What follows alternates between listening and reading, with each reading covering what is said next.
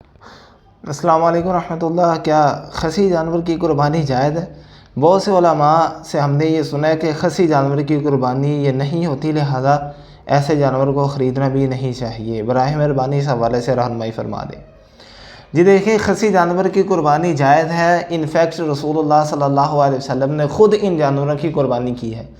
جس طرح کہ سنن ابن ماجہ میں حضرت ابو ہریرہ رضی اللہ تعالیٰ عنہ کی حدیث ہے کہ رسول اللہ صلی اللہ علیہ وسلم کے بارے میں فرماتے ہیں، کانا اذا اراد ان یضحی اشتراک بشین عظیمین سمینین اقرانین موجوعین، کہ آپ علیہ السلام جب قربانی کا ارادہ کرتے تو آپ 2 مینڈے خریدتے جو سینگوں والے ہوتے، موٹے تازے ہوتے، اور موجوعین وہ خصی ہوتے، تو ان کی قربانی جو ہے وہ رسول اللہ صلی اللہ علیہ وسلم سے ثابت ہے۔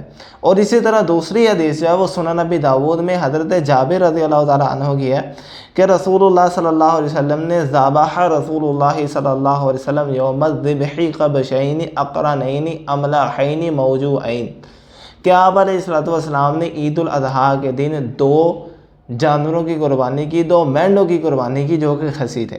اب یہ خصی ہونا اس میں عیب نہیں، لیکن ایک صورت میں بچنا چاہیے کہ جب جانور کو خصی کیا گیا ہے اور ابھی تک اس کا زخم بھرا نہیں، اس کا زخم واضح نظر آ رہا ہے، تو اس صورت میں جو ہے اس کی قربانی نہ کی جائے۔ لیکن جب اس کا زخم ریکور ہو چکا ہے، وہ جانور بالکل تندرست ہے اور یہ خصی جانور عام جانوروں سے زیادہ صحت مند ہوتے ہیں، زیادہ بڑے ہوتے ہیں اور زیادہ خوبصورت لگتے ہیں، تو ان کی قربانی جائز ہے۔ بلکہ احناف کے نزدیک، چند احناف کے نزدیک خصی جانور کی قربانی عام جانور کی بنسبت افضل ہے۔ ھذا ما عندی واللہ اعلم بالصواب۔